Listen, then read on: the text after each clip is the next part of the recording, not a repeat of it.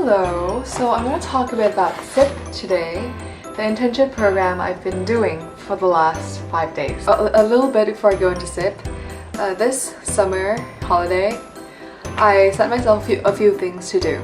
So not only SIP, but to also learn about my family business at home, which is hotel business, write a script for Thai Culture Night at UCLA, and lastly, but I guess one of the most important ones, for me at least, is to prep for consulting, aka know what the heck a case interview is and also improving my mental math. I feel like this might be like an overload of stuff to do, so I haven't been filming much, but it's no excuse. So I'm gonna try and film my SIP program reflection like I originally planned to do and have mentioned in previous vlogs. Okay, so now all the side note is done, let's talk about the actual program, shall we? So, SIP program is a program conducted by Bangkok Bank for its customers, where students like me who are undergraduate students who are not necessarily business majors can come and learn more about business strategies and, I think, team building, being a leader. I think the schedule is pretty interesting. So we begin by being welcome to SIP and then having our introductions. We then plunge into 2 days of team building activities, a sports day, and then we went straight, not from here to here, but from here to here, social responsibility, where we heard from CSR speakers who talked about social enterprises and how we can get involved.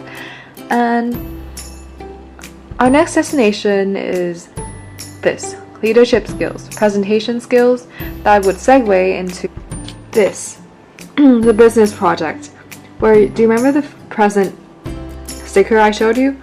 Well, that is our group of 25, where we will talk about what business you want to create, plan, and execute. And then, after learning from experienced CEOs, other lecturers, and also from a special field trip to companies such as Thai Airways and a robotics company, we head to a final destination, the business project. Woo! Okay, that's lame. The business project, where ultimately our group of 25 will present our findings and then part ways as great friends. This is like the 5th time this camera went out of focus for me, but I'm just gonna keep this in. Okay, so my first impression of the SIP program, I don't know, I was really excited during the interview, and during the first day I was still excited because I'm dying to do something that involves people my age and not just, following my parents around all day. But when I got there, it was 199 faces and for me to meet, and names I cannot remember. Luckily, name tags helped. And also, one of the recurring motives, English Lit, that I've been seeing in SIP is that they throw stuff at you and give you a short time and you're supposed to execute, which is a great skill to have for anything really, business or entrepreneurship or even just life in general. But that's kind of stressful, especially when you've been used to the holiday vibe of not thinking much. But it's one of the things I like about SIP too. I'll talk more about that later. What did we get on the first day? This pouch. It's a mesh pencil case, and inside you get a Bangkok Bank notebook where they have the schedule inside, the dress code, and as you can see, I've already written on it because we had a CSR lecture and that was pretty interesting. I might do a video on that because I think it's great, and a lot of the businesses or social enterprises, I should say, is something that I think everyone should know about because why not? They do stuff that's great for the earth, great for society, and they make money. Isn't that all you want? Anyways, notebook. Next thing, a pen. It's like a lion pen that Bangkok Bank made, and I have lost. Today we had an activity and I've just been passing my pen around. It's gone. It's okay though, because the most important thing, I think, that defined my experience of SIP is this. So we're supposed to be professional and be like bankers, so bankers wear lanyards with their card, that's such a bad picture of me, around their heads. And on our lanyard we have our photo, a QR code where we can scan and go and get our schedule for the month, and our name, and also a letter P. This letter is actually a code for our group of 25 people who were put into. Wrong. This is our homework group where we do reflections. At the back we had a sticker, and I don't know when is the last time you guys played with stickers, but mine's a present one. I think it's pretty cute. Stickers are for groups of 25 where we go and do activities like CSR and ultimately the final business project. Apart from putting us into groups, they also gave us specific supervisors who contact us via Line Group, the app, which is really convenient because I was once called via the Line app where they just wrote my name in the group and I immediately walked to them at the front desk. What an effective way of dealing with 21st century kids. Quick glance at our schedule for the program. Oops, my doodle. Okay, so to keep this video short and sweet, because I know that this is only the beginning and I'm sure to have more experiences, I'm just gonna convey to you my three favorite memories from ZIP so far. Now these are memories where I've had good times, sometimes not so good times, but I feel like it's really shaping my experience and I'm actually learning something from this program. So the first thing I remember reflecting upon and writing down was that it's important to listen to other people's ideas or even see how they do things. And this point has came up so many times. I'm not sure if there's a word for it, but the first time I noticed it was during our interview where we had to, as a group, make a bridge out of Legos that can only have one side. So I'm trying to, okay, imagine this is a bridge. It can only have one support, but you have to somehow put a robot on it. Lego bridge, like this. But not this short though. 30 centimeters long Lego bridge. That was our problem to solve.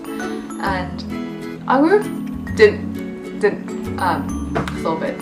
We tried, we made like a straight bridge and it collapsed because it couldn't take the weight. Other groups, however, had people who made bridges that are like that, like an S.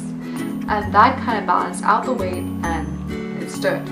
For me, I felt like I was too busy just, you know, trying to get things done and just pushing the project forward, and other people just made the bridge. So I just think that if we all took a step back and we all tried different things, thought outside the box, listened more to each other, listened more to the other groups, we might have actually succeeded. And and a similar experience-ish is during one of the team building games. We had 4 girls, 4 guys standing, and the goal is to move guys here, girls here, with the only rule that you can only move one block. So 3 points, girl come here, guy come here. Not sure that makes sense, it doesn't matter. Point is, none of us has any freaking idea on how to do it. And this one guy in our group, the smart one, does. In 6 seconds after it was said, he was, I've got it. Guys, like, I know how to do, I got it. And this is a success story because we did listen to him and we did it in less than 20 seconds. Is that fast enough to get first? No, we got second place. Is that good? Yes. We wouldn't have figured it out if he wasn't in the group. And brownie points, we all listened to him and actually did our best to do it. Okay, number 2. What is that? Number 2. Doing things on the go, actually thinking things on the spot and doing it. It's called taking the initiative. I think I learned the importance of that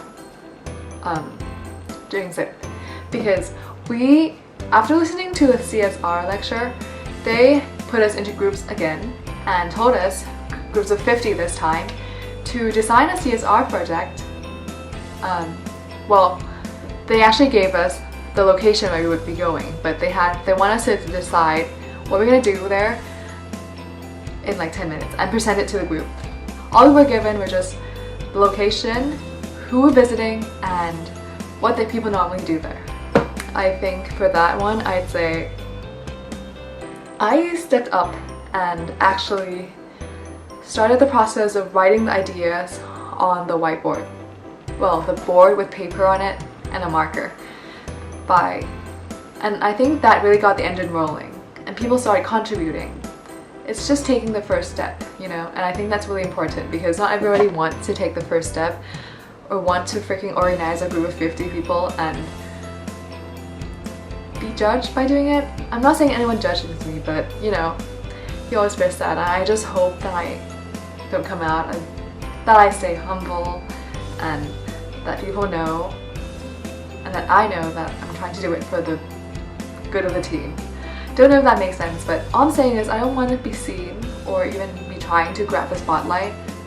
I just want to do my best in facilitating teamwork, making sure people know what to do or in specific groups, because I know that once people are in different groups, ideas are born.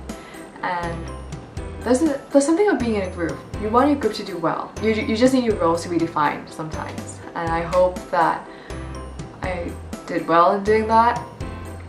I'll leave it to everyone else to judge. But I'm pretty proud of that day because in 10 minutes we had a structure on the page and then me and another guy in my group presented it to the group and I think we did pretty well. So let's move on to number 3 before I ramble on for too long.